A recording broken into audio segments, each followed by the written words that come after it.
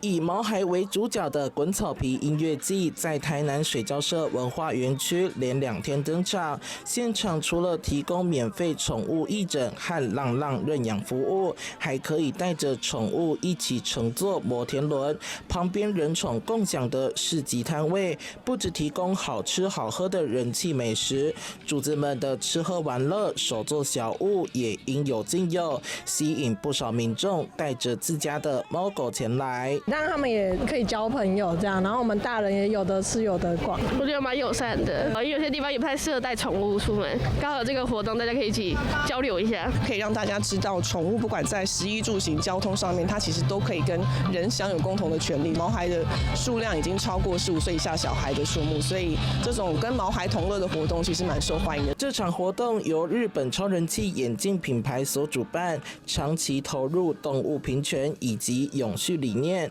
今年5月才剛和台南市政府合辦首場市集，11月又擴大規模，音樂表演卡司升級。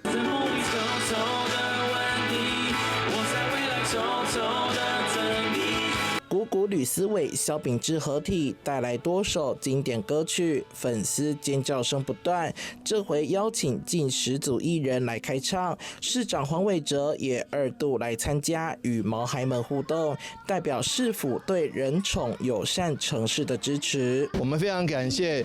Jeans 能夠帶給毛小孩愛和希望，帶給台南歡樂。你看現場人山人海那麼多，活動兼具娛樂性與社會意義，希望替台南市民和毛孩家庭帶來歡樂的假期。記者周懷談的報道。